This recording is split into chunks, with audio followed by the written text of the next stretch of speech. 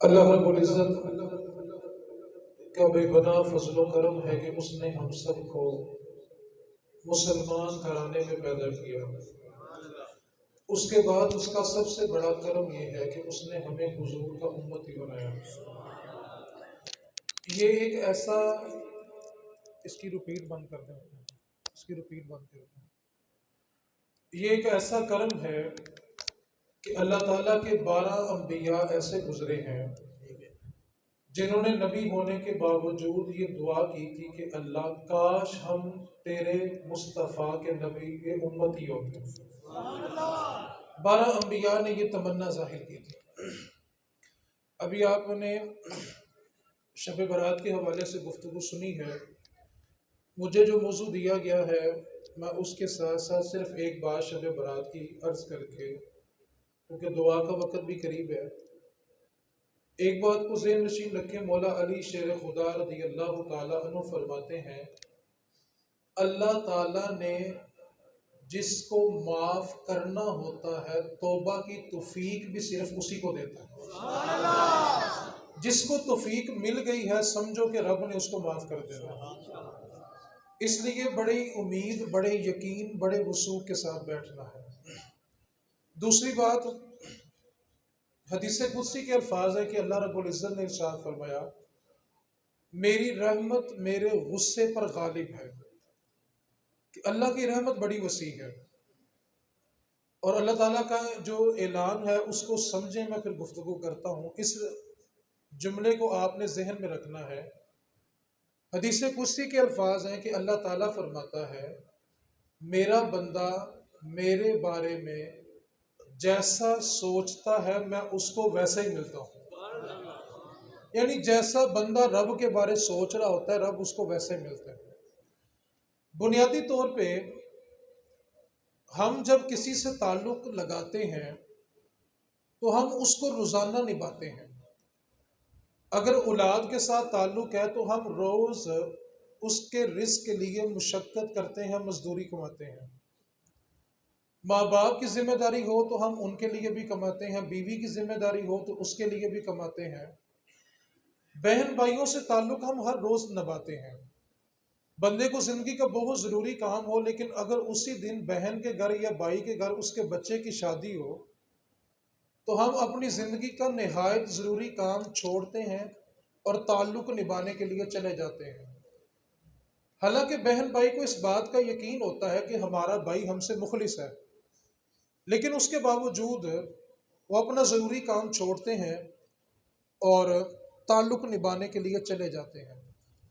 دنیا میں جتنے بھی تعلق ہیں ہم ان کو ہر روز نبھاتے ہیں، لیکن اللہ رسول سے تعلق نبھانے کے لیے سال بعد ہی آتے ہیں۔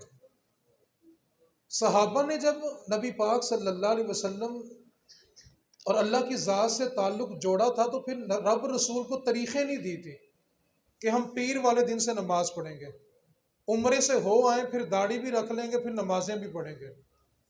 سیدنا عثمان غنی رضی اللہ تعالی عنہ فرماتے ہیں کہ جس دن میں نے اپنا دایاں ہاتھ نبی پاک صلی اللہ علیہ وسلم کے ہاتھ میں دے کر بیعت کی، اس کے بعد ساری زندگی میں نے اپنا دایاں ہاتھ اپنی شرمگاہ کو نہیں لگایا، تعلق نبھا کے دکھایا۔ ایک دن رسول کریم صلی اللہ علیہ وسلم جمعے کا خطبہ دے رہے تھے کہ ایک صحابی مسجد میں داخل ہوئے تو نبی پاک صلی اللہ علیہ وسلم نے فرمایا کہ بیٹھ جاؤ۔ اب زید بن حارثہ رضی اللہ تعالیٰ وہ باہر گلی میں کھیل رہے تھے، ان کو وہاں پر آواز پہنچی، وہ وہیں بیٹھ گئے۔ حضرت مرثد اپنے گھر سے جمعے کے لیے نکلے، ان کو اپنے گھر کے دروازے میں آواز پہنچی، وہ وہیں بیٹھ گئے۔ حضرت انس بن مالک رضی اللہ تعالیٰ عنہ جہاں سارے جوتا اتارتے تھے وہاں پہنچے تھے، وہاں آواز پہنچی کہ بیٹھ جاؤ، وہ جوتوں کے اوپر بیٹھ گئے۔ جب جمعہ مکمل ہو گیا تو نبی پاک صلی اللہ علیہ وسلم نے حضرت مرثد، زید بن حارثہ اور انس بن مالک سے پوچھا کہ تم لیٹ کیوں آئے ہو؟ بے خبر ہو جو غلاموں سے واقعی کیا ہے؟ کہا کہ تم لیٹ کیوں آئے ہو؟ زید بن حارثہ کہنے لگے کہ آپ کا پیغام ملا تھا کہ بیٹھ جاؤ، میں گلی میں تھا، میں گلی میں بیٹھ گیا۔ حضرت مرثد کہنے لگے میں گھر سے نکلنے لگا تھا، گھر کے دروازے میں تھا، وہاں آواز پہنچی، وہیں بیٹھ گیا۔ انس بن مالک عرض کرنے لگے آقا جوتوں تک پہنچا تھا، وہاں آواز ملی، وہیں بیٹھ گیا۔ نبی پاک صلی اللہ علیہ وسلم فرمانے لگے میں نے تم لوگوں کو تو بیٹھنے کا نہیں کہا تھا۔ تو صحابہ نے عرض کی آقا آپ نے کسی کا نام تو نہیں نہ لیا تھا، آپ نے کہا تھا بیٹھ جاؤ تو ہم سارے بیٹھ گئے۔ تو رب رسول سے رشتہ لگانے کے بعد پھر دائیں بائیں نہیں دیکھا جاتا، پھر طریقیں نہیں دی جاتی بدلنے کے لیے کہ میں فلاں دن آئے گا تو پھر بدل جاؤں گا۔ ایک جملہ دے کے میں اپنی گفتگو کے آغاز کی طرف جا رہا ہوں۔ جب بھی گناہ کا احساس ہو جائے توبہ کر لیا کرو۔ ہر کسی کو شب برات ملا نہیں کرتی۔ بہت سارے لوگوں نے کہا تھا، سوچا ہوا تھا کہ رات آئے گی تو اللہ کی بارگاہ میں توبہ کر لیں گے، لیکن زندگی نے وفا نہیں کی۔ اس واسطے جب رشتہ لگا لیا تو اس کو نبھانا بھی سیکھیں۔ دو احادیث میں نے اپنی مرضی کی بیان کرنی ہے، اس کے بعد جو میرا موضوع ہے دو باتیں میں اس پہ کروں گا۔ نبی پاک صلی اللہ علیہ وسلم کی بارگاہ میں صحابہ جمع تھے تو نبی پاک صلی اللہ علیہ وسلم نے ان سے پوچھا صحابہ غریب کون ہے؟ اگر اس مجمع میں سوال کیا جائے کہ غریب کون ہے تو ایک ہی جواب ملے گا، جس کے پاس پیسے نہیں ہیں۔ صحابہ نے بھی نبی پاک صلی اللہ علیہ وسلم کی بارگاہ میں یہی جواب عرض کیا کہ آقا جس کے پاس درہم اور دینار نہیں ہے وہ غریب ہے۔ نبی پاک صلی اللہ علیہ وسلم نے فرمایا کہ وہ غریب نہیں ہے۔ اب غریب کون ہے، بڑی توجہ کے ساتھ آپ نے شب برات کا یہ سبق یاد کرنا ہے۔ نبی پاک صلی اللہ علیہ وسلم نے ارشاد فرمایا صحابہ ایک بندہ میدان معاشر میں داخل ہوگا تو اس کے ساتھ ساتھ نیکیوں کے پہاڑ چلیں گے، اتنی نیکیاں ہوں گی کہ وہ نیکیوں کے پہاڑوں کے ساتھ آئے گا۔ اب صحابہ کو اس بات پہ بڑی حیرانگی کہ یہ بندہ بھی غریب ہے۔ اس کی رپیٹ بند کریں، اس کی آواز کھولیں، رپیٹ کو بند کریں، آواز کھولیں، بیس کھولیں، والیوم کھولیں، رپیٹ کو نیچے لائیں۔ تو صحابہ کو بڑی حیرانگی ہوئی کہ یہ بندہ بھی غریب ہے۔ نبی پاک صلی اللہ علیہ وسلم نے ارشاد فرمایا کہ جب وہ بندہ نیکیوں کے پہاڑ لے کے ترازو پہ میزان پہ پہنچے گا، اس کی نیکیوں کے پہاڑ تلنے لگیں گے کہ ایک بندہ آئے گا اور اللہ کی بارگاہ میں عرض کرے گا مالک جی جس بندے کا نامہ اعمال تولا جا رہا ہے نا، اس نے دنیا میں رہ کے میرا حق مارا تھا، مجھے انصاف چاہیے۔ رب تعالیٰ حکم دے گا فرشتوں اس کا ایک نیکیوں کا پہاڑ اس بندے کو دو جس کا یہ حق مار کے آیا ہے۔ دوسرا بندہ آئے گا، آ کر اللہ کی بارگاہ میں عرض کرے گا مالک اس نے دنیا میں مجھ پہ ظلم کیا تھا، مجھے آج انصاف چاہیے۔ رب تعالیٰ فرمائے گا فرشتوں ایک نیکیوں کا پہاڑ اس کو دے دو۔ حدیث کا مفہوم بیان کرتا ہوں، نبی پاک صلی اللہ علیہ وسلم نے فرمایا لوگ مطالبہ کرنے والے آتے رہیں گے، اس کے پہاڑ تقسیم ہوتے رہیں گے، حتیٰ کہ پہاڑ ختم ہو جائیں گے لیکن مطالبہ کرنے والے ختم نہیں ہوں گے۔ صحابہ حیران ہوئے آقا پھر کیا ہوگا جب پہاڑ ہی ختم ہو گئے تو اب انصاف کیسے ملے گا؟ تو نبی پاک صلی اللہ علیہ وسلم نے ارشاد میں صحابہ جو لوگ مطالبہ کرنے آئے ہوں گے نا، اللہ تعالیٰ ان کے گناہ نکالے گا اور اس کے نامہ اعمال میں ڈالے گا۔ لوگوں کے گناہ نکلتے رہیں گے، اس کے نامہ اعمال میں آتے رہیں گے۔ صحابہ یہ بندہ بڑا غریب ہے، جب میدان معاشر میں آیا تھا تو نیکیوں کے پہاڑ تھے، لیکن جب واپس جا رہا ہے تو گناہوں کے پہاڑ لے کے جا رہا ہے۔ ہم نیکیاں کرتے ہیں لیکن ظلم کرنے کی وجہ سے، کسی کا حق مارنے کی وجہ سے، ماں باپ کی نافرمانی کی وجہ سے، کسی بھی گناہ کی وجہ سے ان نیکیوں کو ضائع کرتے جا رہے ہیں۔ یعنی جس برتن میں ہم نیکیوں کو جمع کر رہے ہیں اس برتن کے نیچے سوراخ کیا ہوا ہے، اوپر سے نیکیاں جمع کرتے جا رہے ہیں اور نیچے سے نیکیاں بہتی جا رہی ہیں۔ ایک بات کو پلے باندھ لیں، کسی کا حق مار کے آپ کو کبھی بخشش نہیں ملے گی۔ اس بات کو پلے باندھیں، حقوق العباد جب تک بندہ معاف نہ کرے وہ معاف نہیں ہوں گے۔ میرے نبی پاک صلی اللہ علیہ وسلم کا فرمان ہے کہ جب شہید ہوتا ہے اس کے جسم سے خون کا پہلا فوارہ نکلتا ہے، پہلا قطرہ نکلتا ہے، شہید کے خون کا پہلا قطرہ ابھی زمین پہ نہیں گرتا، شہید کا ایک قدم زمین پہ دوسرا جنت میں ہوتا ہے۔ لیکن اسی سے اگلی حدیث ہے، میرے نبی پاک صلی اللہ علیہ وسلم نے فرمایا شہید اگر 3 مرتبہ بھی شہید ہو جائے اس کا قرض تب تک معاف نہیں جب تک بندہ معاف نہ کرے۔ حرام کی کمائی سے ہر سال حج بھی کر لیں، عمرہ بھی کر لیں۔ کسی نے بڑا خوب جملہ کہا تھا، پیٹ میں حرام اور چکر پہ چکر، پیٹ میں حرام اور چکر پہ چکر، کعبہ خود چکر میں ہے کہ لوگ کس چکر میں ہیں، کسی کا حق مار کے، بہن بھائی کی وراثت کھا کے۔ میرے رسول کریم صلی اللہ علیہ وسلم کا فرمان ہے، جس نے کسی کو اس کی وراثت سے محروم کیا، اللہ تعالیٰ اس کو اس کی جنت سے محروم کر دے گا۔ بہن بھائیوں کا حق مار کے کس جنت کی تلاش میں آؤ؟ ظلم زیادتی کر کے، حق مار کے ہم رب کو منانے آئے ہیں۔ تو ایک بات کو یاد رکھیں، جب تک لوگوں سے معافی نہیں مانگیں گے، حقوق العباد معاف نہیں ہوں گے۔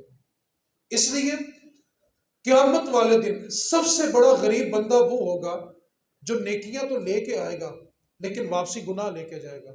دوسری حدیث میرے اپنے موضوع کی، پھر میں جو مجھے موضوع دیا گیا اس پہ کلام کرتا ہوں۔ موضوع مجھے انہوں نے یہ دیا ہے کہ والدین کے حوالے سے اور اولاد کے حوالے سے بات کرنی ہے۔ میں جو مجھے ٹائم دیا گیا ہے اس میں صرف 15 منٹ باقی ہیں، میں انشاءاللہ اپنے موضوع میں رہ کے بات کو سمیٹتا ہوں۔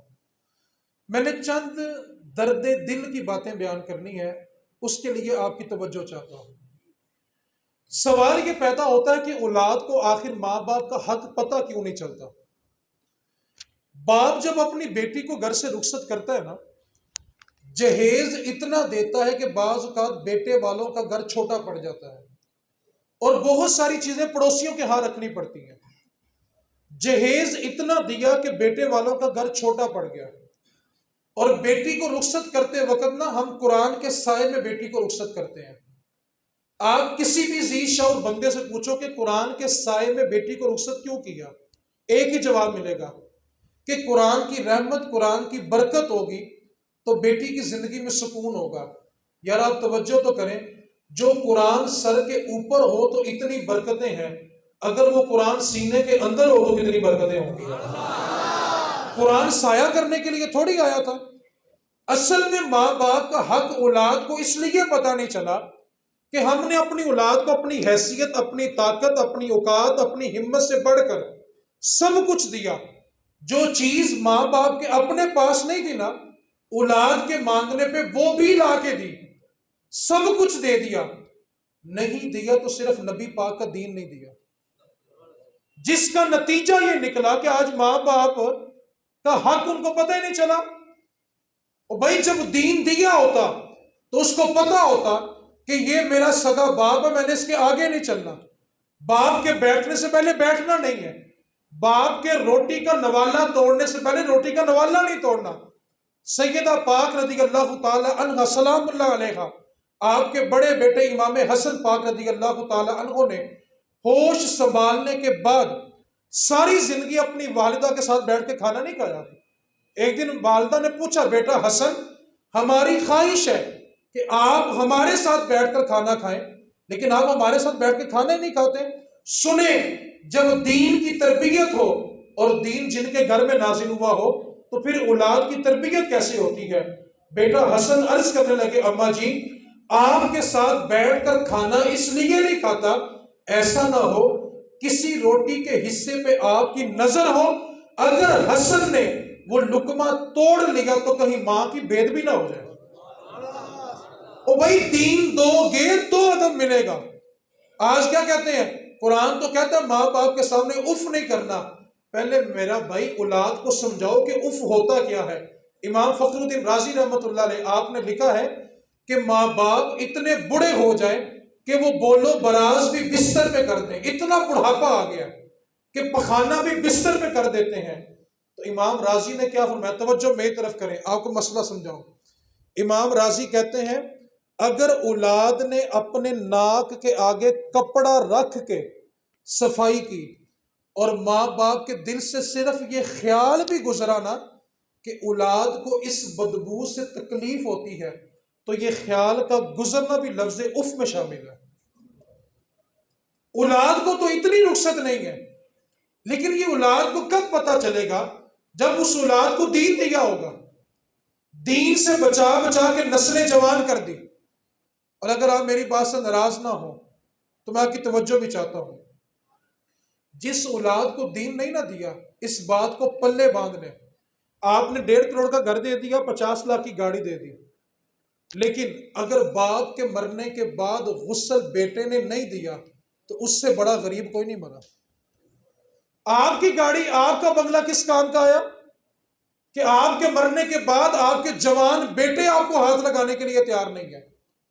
ایک لمحے کے لیے غور کریں، آج جس اولاد کی خاطر صبح و شام، گرمی سردی، حلال حرام کی کوئی تمیز نہیں ہے، کبھی سوچے کہ میرے مرنے کے بعد میرے بچے مجھے ہاتھ لگانے کے بھی تیار ہے کہ نہیں ہے؟ آپ تصور کریں، باپ کی میت گھر کے صحن میں پڑی ہوتی ہے، جوان 4-5 بیٹے سر پہ کھڑے ہوتے ہیں، اور وہ کسی کو ٹیلی فون کرتے ہیں آ کے ابو کو غسل دے دو۔ اس سے بڑا غریب باپ کون بڑا؟ ابو کا موبائل ابو کی نشانی ہے، چیک بک ابو کی نشانی ہے، گاڑی ابو کی نشانی ہے، تو باپ کے بدن سے جو کپڑے اترے وہ غریب کو دیے، وہ تیرے باپ کی نشانی نہیں تھی؟ ساری زندگی اولاد کو دین سے بچا بچا کے جوان کیا، بڑھاپے میں کس حقوق کے ہم دعوے دار ہیں؟ ان کو دین دو، دین، ہم رسم و رواج دے رہے ہیں۔ رسم و رواج کی انتہا بھلا کیا ہو گئی ہے؟ اگر آپ تھوڑا درد سننا چاہیں تو ماں باپ ساری زندگی نا رسم و رواج دے کے جاتا ہے، دین نہیں دیتا، نتیجہ کیا نکلتا ہے؟ جس وقت ماں باپ کو قبر میں دفن کر کے اولاد پیچھے پلٹتی ہے نا، ماں باپ کو اس وقت دعاؤں کی ضرورت ہوتی ہے، اور بچے گھر چاولوں کی پلیٹیں بانٹ رہے ہوتے ہیں۔ اس سے بڑا ظلم بھی ماں باپ کے ساتھ کوئی کرنا ہے؟ میرے باپ نے ساری زندگی میرے لیے زندگی گزاری، مجھے پالنے کے لیے میرے باپ نے اپنے مالک کی گندی گالیاں بھی سنی ہوں گی، مجھے پالنے کے لیے میرے باپ نے مشقت کی، تپتی دھوپ میں مزدوری کرتا رہا، ٹھٹھراتی سردی میں مزدوری کرتا رہا، اور جب میرے باپ کو میرے پڑھے ہوئے قرآن کی ضرورت ہو، میں مدرسوں میں جا کے بچوں کے ترلے کروں میرے باپ کے لیے قرآن پڑھو، میں کیوں نہیں پڑھتا؟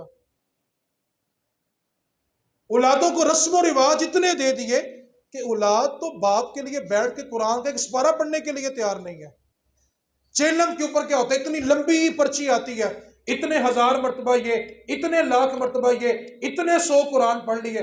میں نے ایک جگہ رک کے پوچھ لیا، میں کہ یار اتنی لمبی پرچی لے کے آئے ہو، صرف ایک بات کا جواب دو، اتنی لمبی پرچی میں سے مرنے والے کے بچوں نے کیا پڑھا ہوا ہے؟ اور اگر آپ سنی لوگ میری بات کو درد سے سمجھیں، میں آپ کی کمپنی کا بندہ ہوں، کیونکہ جو ایسی باتیں کرے سب سے پہلے تو ہم نے یہ ٹھیکہ لیا ہوا نا، سنیت سے اٹھا کے باہر پھینک دینا ہے۔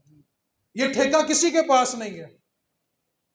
آج تک بتایا تو جائے کتنے لوگ سنیت میں داخل کیے ہیں، نکالنے والے کی تو فہرست آپ کے پاس ہوگی، داخل کرنے والے کتنے ہیں ہمارے پاس؟ رسم و رواج کے نیچے اولاد کو اتنا دبا دیا، اتنا دبا دیا۔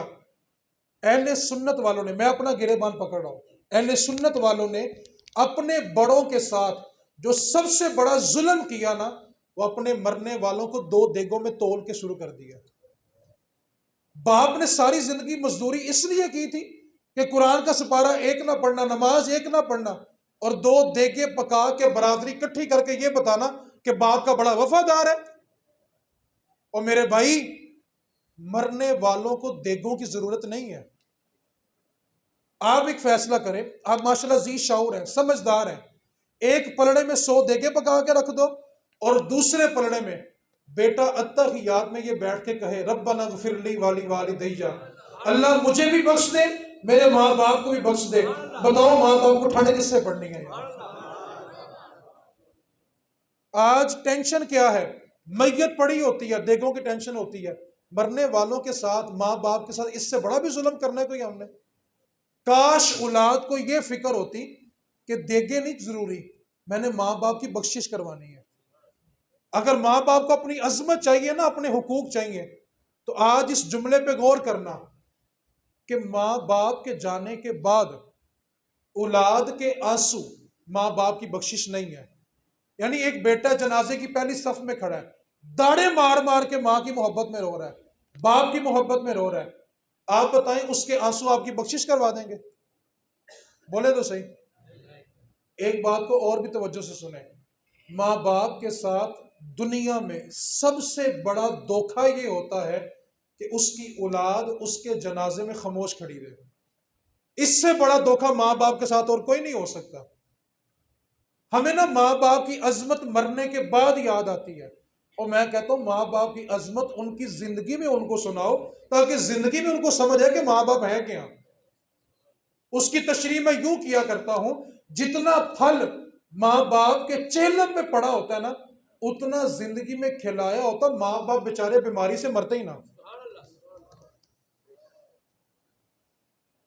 تھوڑا ظلم اور سن لیں گے کہ نہیں؟ پکی بات ہے، کیونکہ نا ہم ولایتی کھا کھا کے نا دیسی کا مزاج نہیں رکھتے۔ پہلی پریشانی تو لگی کہ مولوی نے بلایا کنے ہے، ایسا ہی ہے نا، کیونکہ ہمارا مزاج ہی نہیں ہے، ہم رسم و رواج چھوڑنے کے لیے تیار ہی نہیں ہے۔ آپ سے میرا ایک سوال ہے، توجہ ہے حضرات کی؟ توجہ ہے حضرات کی؟ آپ پھنسے بندے نے سبحان اللہ کہنا، بیچارے نے اور کی کہنا یار؟ آپ کی توجہ ہے نا؟ جس بات پر آپ کو اعتراض ہو میں بڑے ٹھنڈے دل کے ساتھ سننے کے لیے تیار ہوں، اور اگر اعتراض نہ ہو تو ٹھنڈا دل کر کے پھر آپ بھی سنیں۔ آپ مجھے ایک بات بتائیں، ماں یا باپ قبر میں حساب میں پھنس گئے ہیں، جس اولاد کی خاطر پھنسے ہیں، پیر پھساڑ پیائیں وچ ویڑے تے کڈو کڈو کر دے، جنہ خاطر تو پاپ کمائے اج کتھے نے تیرے کر دے۔ ماں باپ بیچارے قبر میں حساب میں پھنسے ہیں، بچے کیا کر رہے ہوتے ہیں؟ جو بیٹی ماں کا جنازہ اٹھتے وقت غم سے بے ہوش ہوتی ہے نا، ٹھیک 5 منٹ کے بعد چاولوں کی پلیٹیں پکڑ کے آوازیں لگا رہی ہوتی ہے، آنٹی بیٹھو کھانا کھا کے جانا۔ مرنے والوں کے بچوں پر ہم نے اس سے بڑا ظلم ابھی کرنا ہے؟ نبی پاک کا دین سننا ہے؟ تھوڑی بیس کھول دیں۔ جس وقت جعفر طیار رضی اللہ تعالیٰ عنہ شہید ہو گئے نا، نبی پاک صلی اللہ علیہ وسلم اپنے حجرے نور میں تشریف لائے، آ کر اپنے گھر والوں سے فرمایا کہ جعفر کے گھر والوں پہ قیامت ٹوٹی ہے، تم کھانا تیار کرو، میں محمد خود ان کے گھر میں کھانا لے کر جاتا ہوں۔ کبھی کبھی یہ والا دین سن کے بھی عمل کر کے دیکھیں نا، کہ جس گھر میں فوتگی ہوئی ہے ان کو کھانا اپنے ہاتھوں سے کھلائیں، ان کے دروازے پہ بیٹھ کے نہ کھائیں۔ ہم سب سنی ہے، ریپیٹ بند کریں، ہم سب سنی ہے نا؟ اگر میں فتاوی رضویہ پڑھوں تو پریشان تو نہیں نہ ہوں گے؟ فتاوی رضویہ جانتے ہیں نا کیا ہے؟ اعلیٰ حضرت کا سب سے بڑا علمی کارنامہ، ٹھیک ہے؟ میں فتاوی رضویہ پڑھنے لگا ہوں۔ اعلیٰ حضرت فرماتے ہیں کہ جو بندہ غنی ہے، یعنی جس پہ زکوٰۃ فرض ہے، جس نے زکوٰۃ دینی ہے، جو بندہ غنی ہے، اگر وہ فوتگی والے گھر سے 3 دن کے اندر اندر کھانا کھائے، اللہ اس کا دل مردہ کر دیتا ہے۔ وہ کھانا صرف فقیروں کا، مسکینوں کا، یتیموں کا، مسافروں کا حق ہے۔ مرنے والا بیچارہ اپنے بچے جو اس کے ہوتے ہیں وہ دریاں بچھا کے باہر بیٹھے ہوتے ہیں، بھلا کس لیے؟ لوگوں نے آ کے فاتحہ پڑھنی ہے۔ فاتحہ کا انداز دیکھیں، ایک بندہ آتا ہے فاتحہ پڑھو، سب نے ہاتھ اٹھا لیے، اب سب ایک دوسرے کی طرف دیکھ رہے ہیں، انہیں ہاتھ پھیرا کہ نہیں پھیرا؟ ایک نے پھیرا، سب نے پھیر لیا۔ او بھائی، جس سے مانگ رہے ہو اس کو دھوکہ دے رہے ہو، یا جس کے لیے مانگ رہے تھے اس کو دھوکہ دیا؟ سارا دن وہاں اخبار پڑھی جاتی ہے، اخبار پڑھنے کا کتنا کہ سال ثواب پہنچ گیا۔ اگر آپ اجازت دیں تھوڑی توجہ ہمیں، میں آج آپ کو نا اصالِ ثواب سمجھاتا ہوں کہ ماں باپ کا حق کیا ہے۔ 2 جملے ہیں، اگر آپ دین سمجھنے، صرف 2 جملے ہیں، آپ جواب دیں گے تو بات سمجھنا آسان ہو جائے گی۔ ایک بندہ مارکیٹ بناتا ہے، پلازا بناتا ہے، شادی ہال بناتا ہے، اور اس کو کرائے پہ دے دیتا ہے۔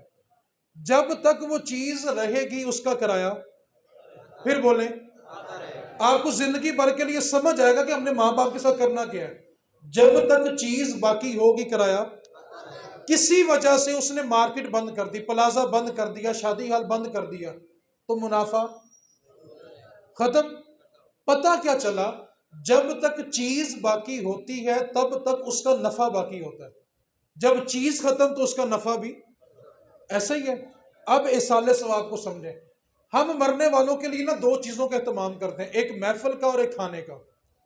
محفل کا ثواب مرنے والے کو، جو چیلم کی محفل ہوتی ہے، برسی کی محفل ہوتی ہے، کل خانے کی محفل ہوتی ہے، محفل کا ثواب مرنے والے کو تب تک پہنچتا رہتا ہے جب تک محفل جاری رہتی ہے۔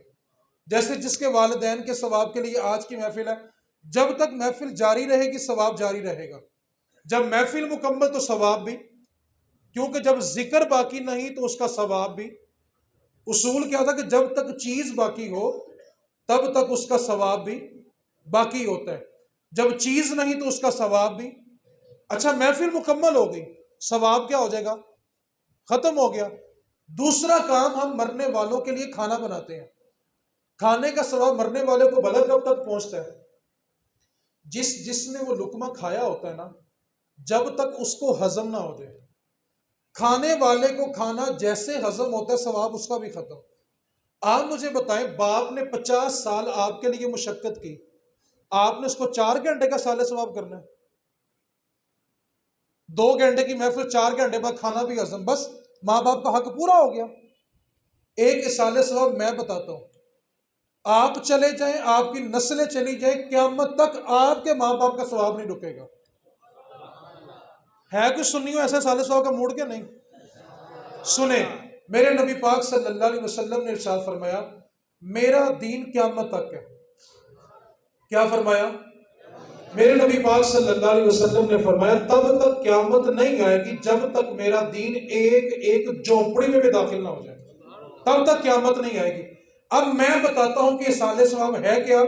آپ چلے جائیں، آپ کی نسلیں چلی جائیں، لیکن جو پودا آپ نے اپنے ماں باپ کے لیے لگایا ہوگا کبھی نہیں ختم ہوگا۔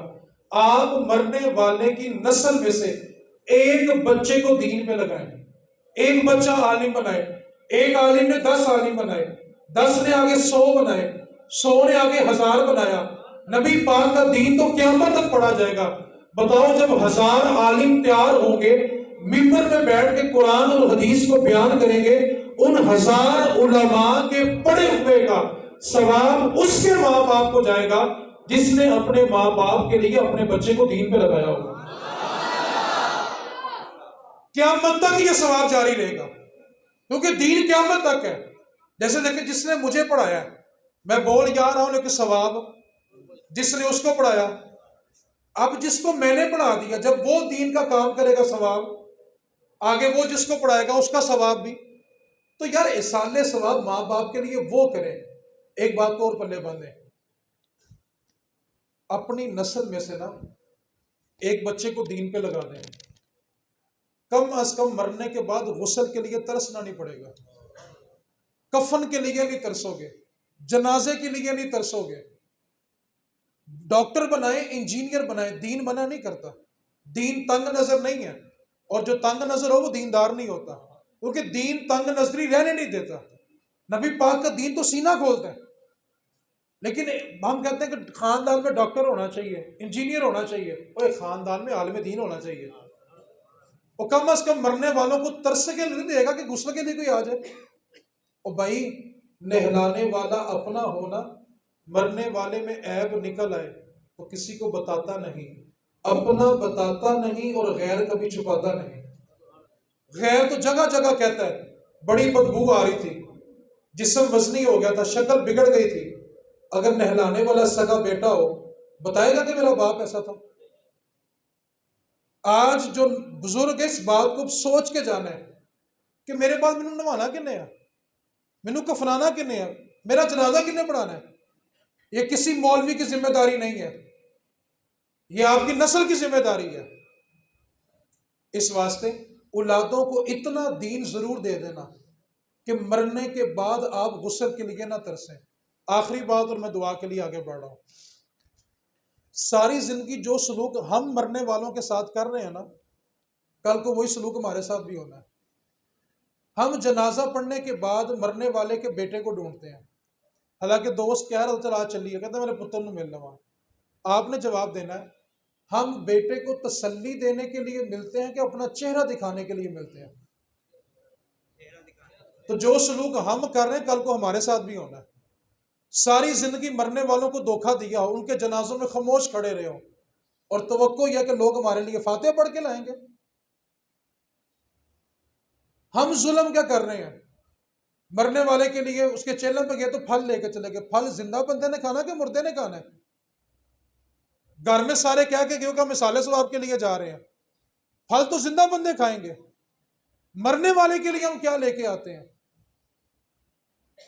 قائد اعظم محمد علی جناح، آپ کے دور میں ایک علامہ صاحب تھے، ان کے نا کئی مرید تھے اور کئی شاگرد تھے، ہزاروں میں تعداد تھی، اور یہ قائد اعظم کے ساتھی بھی تھے۔ آپ کے دور میں نا ایک درزی تھا، اس کی عادت یہ تھی کہ جب بھی کسی کے جنازے کا اعلان سنتا نا تو اپنی دکان بند کرتا اور جنازہ پڑھنے چلا جاتا۔ تو اس کے جو پڑوسی دکاندار تھے نا، وہ اس کو بڑا طنز کرتے تھے کہ یار تو بڑا عجیب بندہ ہے، نہ تو مرنے والے کو جانتا ہے، نہ مرنے والا تجھے جانتا ہے، اپنے کام کاج کا تو حرج کرتا ہے اور جنازہ پڑھنے چلا جاتا ہے۔ کہنے لگا بہو جی میں سنیا جڑا کسے دا پڑھے پھر لوکی دا بھی پڑھ دینا۔ وقت بیتتا گیا، وہ جنازے پڑھتا گیا، علامہ صاحب کا انتقال ہو گیا، ہزاروں مرید تھے، ہزاروں شاگرد تھے، آپ کے جنازے میں لاکھوں کا مجمع ہوا۔ تاریخ پاکستان کے الفاظ ہیں، اتنا رش تھا کہ سینکڑوں لوگ وضو کرتے رہ گئے، جنازے میں شریک نہیں ہو سکے۔ حالانکہ جنازے کا حکم ہے، جنازہ نکل رہا ہو، آپ کا وضو نہیں ہے تو آپ تیمم کر کے شریک ہو سکتے ہیں، یہ جنازے کا شرعی مسئلہ ہے۔ صرف نماز جنازہ کے لیے یہ حکم ہے اور عید کی نماز کے لیے۔ اگر شہر میں عید کی نماز اور کہیں نہیں ہونی، آخری نماز ہو رہی ہے، آپ کا وضو نہیں ہے تو آپ تیمم کر کے نماز پڑھ سکتے ہیں، کیونکہ اس کا نیم البدل نہیں ہوتا۔ باقی نمازوں کا یہ حکم نہیں ہے۔ اب سینکڑوں لوگ وضو کرتے رہ گئے۔ جب علامہ صاحب کا جنازہ ہو گیا تو اعلان ہوا کہ ایک جنازہ اور ہے، وہ پڑھ کے جائیے گا۔ اب جو لوگ وضو کر رہے تھے وہ بھی شریک ہو گئے، جنازہ اس سے بھی بڑا ہو گیا۔ جب دوسرا جنازہ پڑھ کے فارغ ہوئے تو علم ہوا یہ وہ درزی تھا جو اللہ کی رضا کے لیے لوگوں کے جنازے پڑھا کرتا تھا۔ شرط ہے کہ اللہ کی رضا۔ ہم کیا کر رہے ہیں؟ میں نانا گیا تو کی کہے گا ابو دے جنازے سے نہیں آیا، امی دے جنازے سے نہیں آیا۔ اور میرے بھائی جو سلوک ہم کر رہے ہیں نا، کل کو ہمارے ساتھ ہونا ہے۔ شب برات کی رات ہے، توبہ کی رات ہے۔ میرے نبی پاک صلی اللہ علیہ وسلم نے فرمایا جب دودھ تھن سے نکل آئے تو واپس نہیں جاتا، اسی طرح جس کی آنکھ سے آنسو نکل آیا وہ جہنم میں نہیں جائے گا۔ یہ گولڈن چانس کی رات ہے۔ آپ کسی سے پیسے مانگنے جائیں، آپ کسی سے، اور بولو یار میں نہیں مانگتا یار، آپ کسی سے، اور سامنے والا خود ہی پوچھ لے کنے کے چاہیے دینے، تو مزہ آتا ہے کہ نہیں آتا؟ آگے پیچھے ہم کہتے ہیں مالکا تو معاف کر دے، آج کی رات وہ پکارا ہے کوئی معافی مانگنے والا، آج وہ کہہ رہا ہے کوئی ہے رزق مانگنے والا، ہے کوئی صحت مانگنے والا، ہے کوئی بخشش مانگنے والا، یار آج اس کی رحمت بازو پھیلا پھیلا کے ہمیں پکار رہی ہے۔ اس واسطے یہ رات گولڈن چانس ہے، اس کو ضائع مت کریں، اللہ کی بارگاہ میں توبہ کریں، گڑ گڑا کے توبہ کریں۔ ایک بات کو پلے باندھو یار، مالک بڑا کریم ہے، اس نے ساری زندگی ہمارا پردہ نہیں کھلنے دیا، ساری زندگی ہمارا پردہ نہیں اس نے کھلنے دیا۔ یار آج اللہ نے توفیق دی ہے نا، ان کو معافی مانگ لو یار۔ جناب عمر فاروق، آخری روایت، اس کے بعد ذکر ہوگا، اس کے بعد دعا ہوگی، ٹھیک ہے؟ آپ سب تیاری ہے معافی مانگنے کی کہ نہیں؟ رب کو مانگنا یار، کیڑا کسے بندے کو مانگنا یار۔ آپ بیٹھیں دعا میں شامل ہو، انشاءاللہ اللہ کرم کرے گا۔ سارے بیٹھیں گے نا؟ ٹھیک ہے، روایت سن لیں، بس میں گفتگو اس کو ذکر کی طرف جا رہا ہوں۔ جناب عمر فاروق نے ایک بندہ تنخواہ پہ رکھا ہوا تھا، اس کی ڈیوٹی صرف اتنی تھی کہ تم نے روز دروازے پہ آنا ہے اور باہر آ کے یہ صدا لگانی، عمر اللہ سے ڈر جا، قیامت قریب ہے اور تو نے حساب دینا ہے۔ روز آتا، صدا لگاتا، چلا جاتا، اس کو تنخواہ ملتی تھی۔ ایک دن اس نے اسے صدا لگائی کہ عمر اللہ سے ڈر جا، قیامت قریب ہے، حساب دینا ہے۔ جناب عمر نے اس کو بلایا، اس کو مہینے کی تنخواہ دی اور کہا کل سے تو نے نہیں آنا۔ رونے لگا، کہنے لگا حضور مجھ سے کوئی غلطی ہو گئی ہے؟ جناب عمر فاروق رضی اللہ تعالی عنہ نے اپنی داڑھی کا سفید بال پکڑا، کہا جو کام تو روز کرنے آتا تھا نا، اب وہ میری داڑھی میں آ گیا، اور یہ سفید بال مجھے بتا رہا ہے کہ عمر زندگی کی اثر ہو گئی اور سورج ڈوبنے والا ہے، یا جن کی 50 سے اوپر چلے گئی اثر ہو گئی ہے، اب صرف سورج ڈوبنے والا ہے۔